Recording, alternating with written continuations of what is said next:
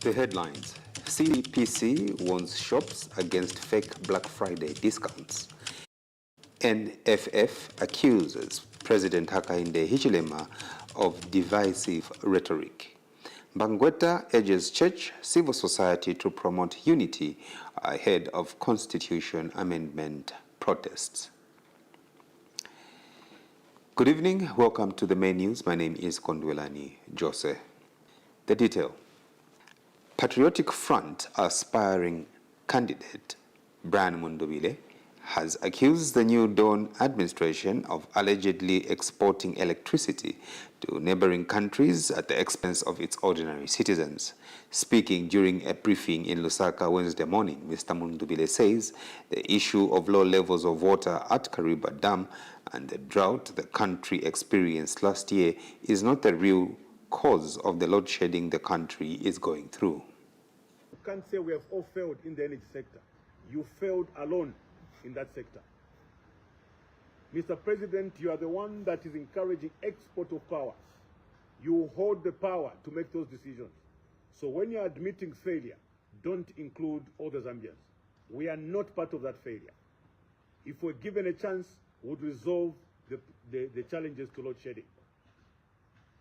Zambians were at some point convinced that we were experiencing load shedding because of the drought that we had experienced. The Minister of Information came later and assured the Zambian people that Cabinet was informed that this time around we had slightly above normal rainfall and that the situation would normalize by June.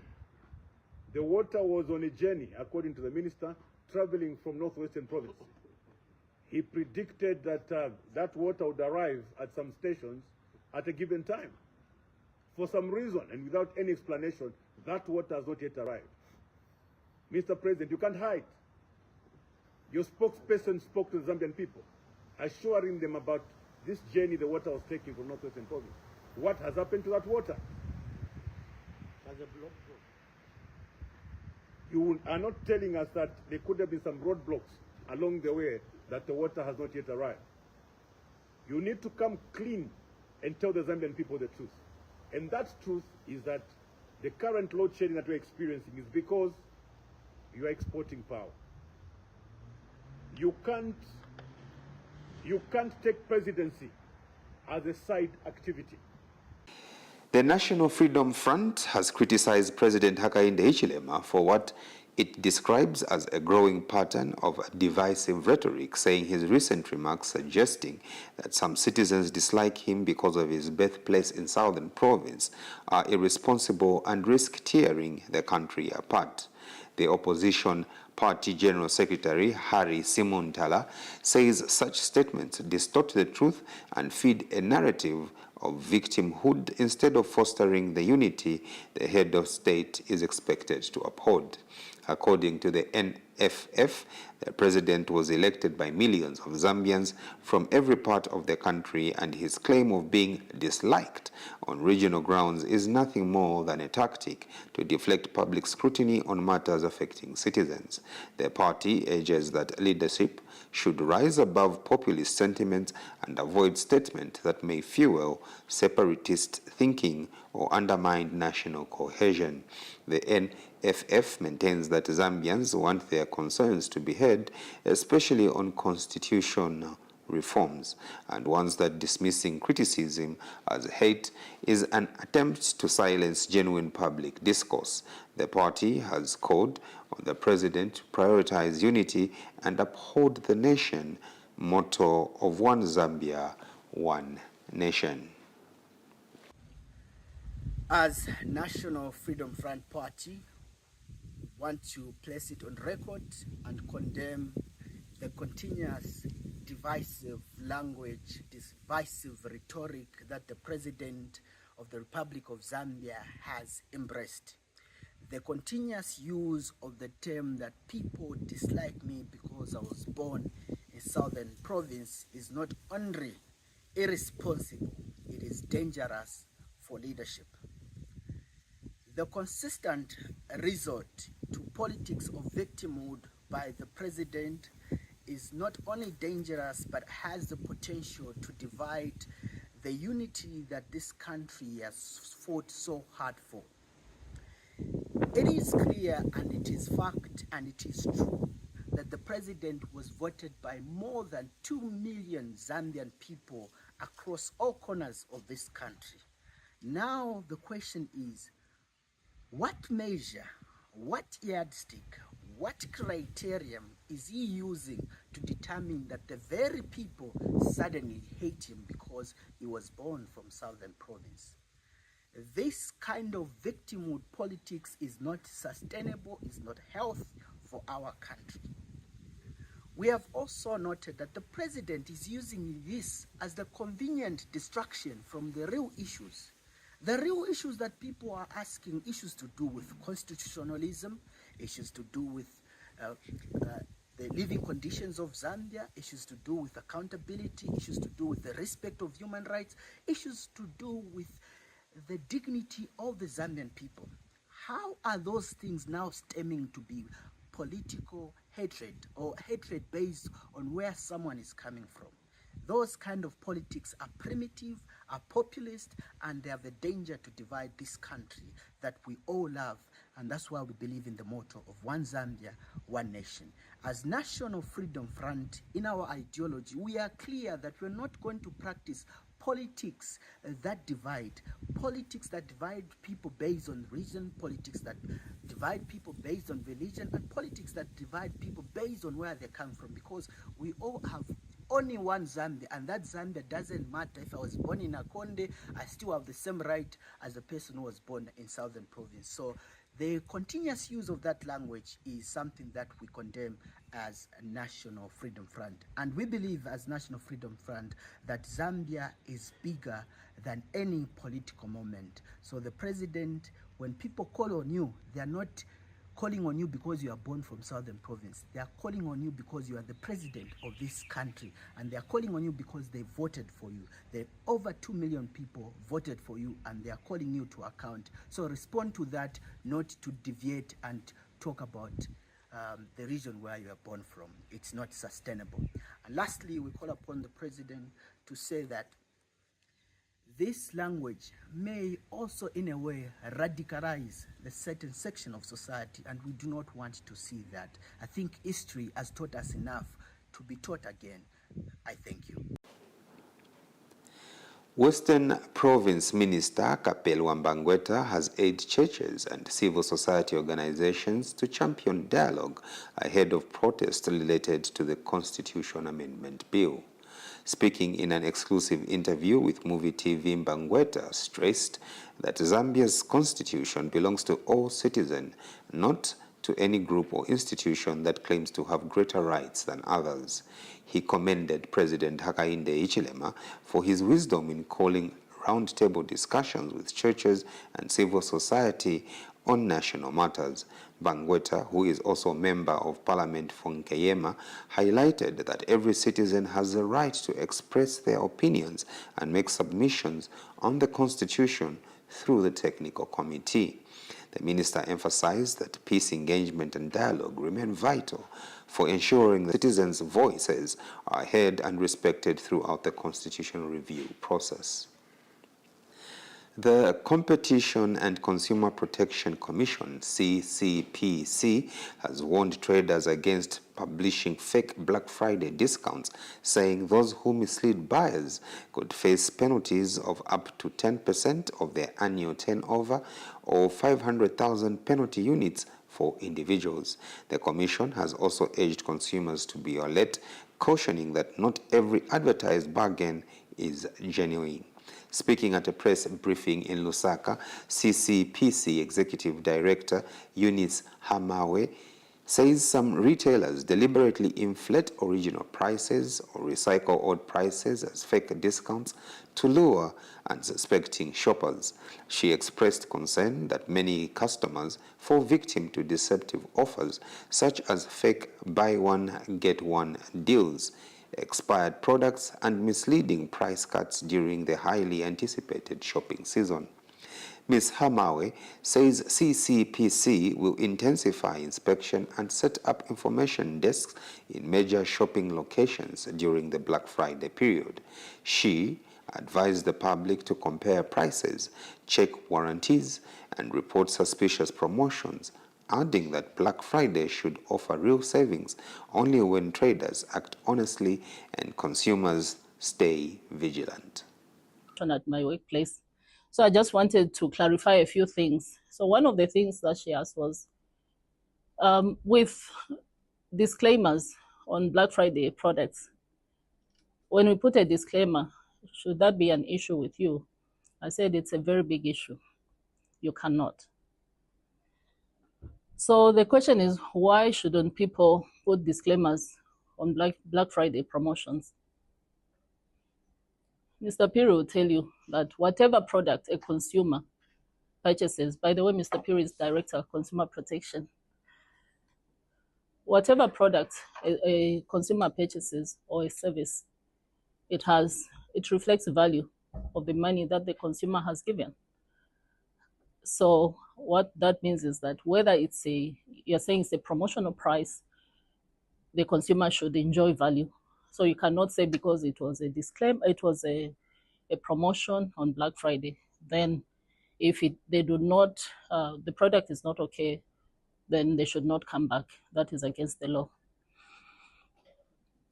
Ladies and gentlemen, while Black Friday or the period surrounding Black Friday can be used positively by businesses, others tend to turn to various tactics or vices that prey on the minds of consumers. These vices may take the form of misrepresentations that products or services that have been discounted during Black Friday, that they have been discounted during Black Friday, when in fact not. A good example, colleagues, is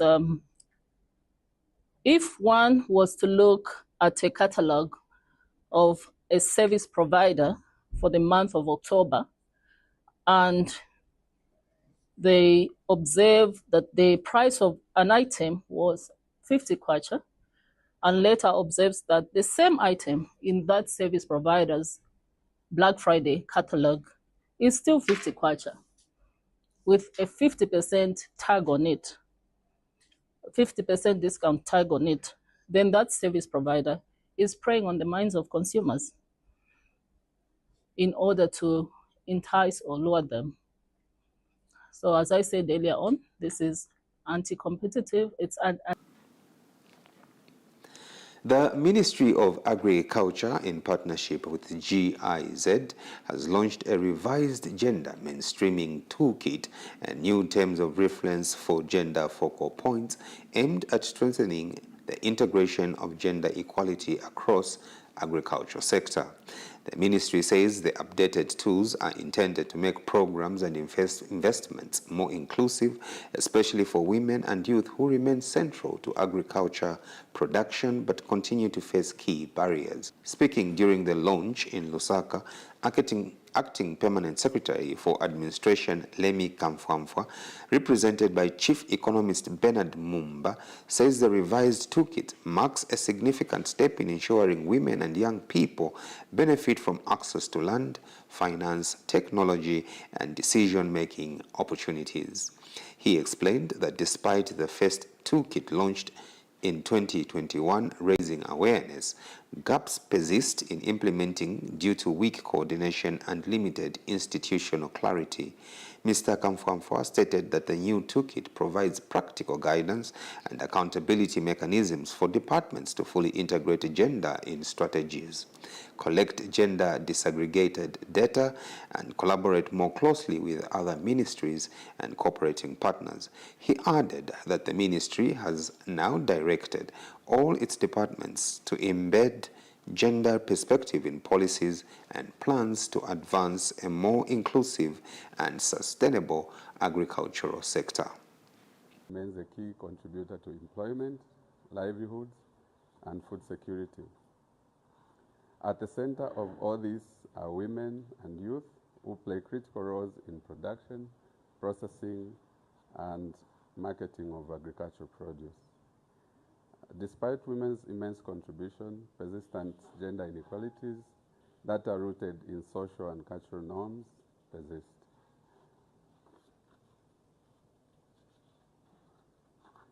The gender inequalities limit women's access to land, credit, technologies, extension services, as well as decision-making opportunities in the sector. Ladies and gentlemen, in recognition of the need to address the gender inequalities, the Ministry of Agriculture has continued to prioritize gender mainstreaming as a strategic pillar in agricultural transformation. In this regard, the Ministry launched the first edition of the Gender Mainstreaming Toolkit in 2021. The toolkit was designed as a guiding framework for integration of gender into planning, budgeting, and implementation of agricultural programs. We wish to note that while awareness has been increased in terms of recognition of the needs to empower women in the sector, implementation has lagged behind.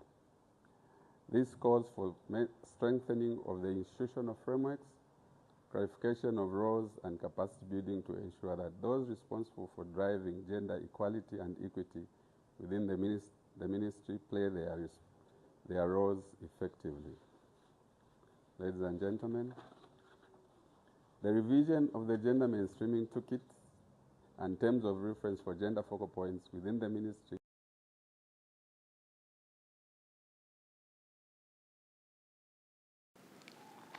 Zambia and Zimbabwe have reaffirmed their commitment to addressing energy and electricity challenges in both countries by investing in alternative sources to supplement hydro generation.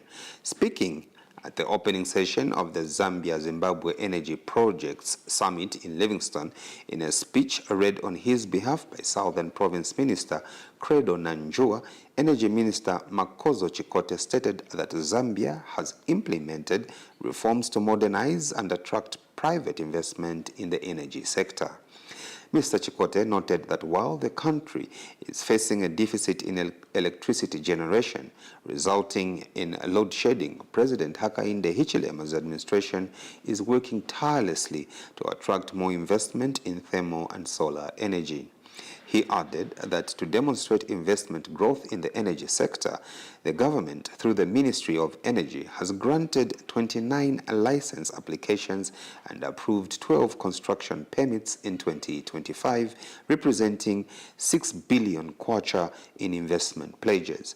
Mr. Chikote emphasized that practical solutions are needed to address power supply deficits, enhance energy security, and drive investment. Zimbabwe's Deputy Minister of Energy and Power Development, Yeokai Simbanegavi, explained that her country has also implemented reforms to attract private sector investment, including reducing license fees and offering tax holidays. Dear participants, this summit has become the annual gathering for independent power producers, major infrastructure investors, regulators, utilities, financials, contractors, and technology providers. It therefore positions Zambia and Zimbabwe as the meeting point of Africa's energy investment community, a destination where deals are initiated, partnerships are forged, and bankable projects take shape. Through this platform, ladies and gentlemen, and with the support of international financial institutions, the summit is accelerating projects in both countries towards financial closure, while establishing strong risk mitigation pathways for investors. The energy challenges that we have experienced over the years have reminded us that we have veins which knit us together beyond our border lines, and that cross-border collaborations are key in overcoming our collective challenges. This is particularly true for us as Zimbabwe and Zambia, where we share not just the Zambezi River, but as stated by His Excellency, the President, Honorable Hichilema recently, our two countries do share mineral seals as well. In our efforts to develop our two economies, we should embrace bilateral projects and programs of mutual benefit to our people in both countries. Zambia has urged UN Habitat to strengthen its country-level support systems and mobilize more predictable funding if it is to effectively respond to growing urban development challenges faced by member states. The Ministry of Local Government and Rural Development says the agency's work must be backed by stable resources to help countries tackle rapid urbanization, climate shocks, and limited public funding.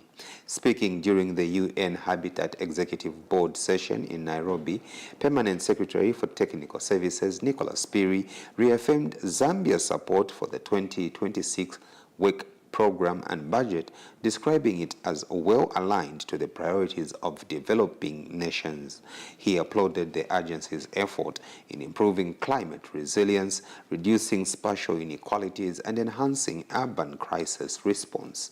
Mr. Piri, however, stressed the need for a stronger presence in countries like Zambia and called for broader resource mobilization to reduce reliance on earmarked funding.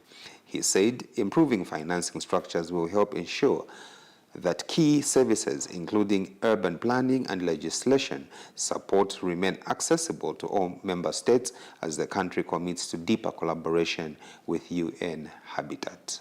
The Ministry of Health has received 20,000 cholera kits courtesy of Red Cross with support from the Commonwealth and the Foreign Development Cooperation Office. This donation is a significant boost to the government's efforts to combat cholera in the country. Speaking during the handover ceremony, Ministry of Health Permanent Secretary, who read the speech on behalf of the Health Minister, Elijah Muchima, expressed gratitude to the partners and stakeholders for their support in the fight against cholera, highlighting the government's commitment to eliminating cholera. He further says the receipt of these kits will help enhance the government's response to cholera outbreaks and improve the quality of care for affected patients. And Zambia Red Cross Society National Health Chairperson Dr. Muzala Kapina emphasized that the Zambia Red Cross Society's support extends beyond the provision of hygiene, adding that their trained volunteers are on the ground daily, engaging in door-to-door sensitization, proper hand washing techniques, promoting safe water storage, and ensuring that families know how to correctly use ORS and zinc. And this is the donation for the fight against cholera. As you may be aware, we are already in the mood of ensuring that we prevent cholera because we've recorded some cases this year. As we receive this donation, I want each one and every one of us to realize that cholera is not an issue for Ministry of Health alone. Cholera is an issue that concerns every one of us. And therefore, there is something each one and every one of us can do in preventing cholera. Thank you. We are delighted today to officially hand over 12,000 cholera hygiene kits to the Ministry of Health for distribution to identified cholera hotspot areas. These essential supplies, valued at approximately 2.9 million kwacha, form an integral part of the FCDO-funded PATI project. These are more than just supplies. They are life-saving tools that empower households to prevent infection, manage early symptoms, and ultimately break the chain of cholera transmission at community level. That story item closes the news tonight. We get to see what the story was made up by looking at the headlines once again. CCPC warns shops against fake Black Friday discounts. NFF accuses President Hichilema of divisive rhetoric. Mbangweta urges church, civil society to promote unity ahead of Constitution Amendment protests. That's it. On behalf of Muvi TV, my name is Kondwelani Jose.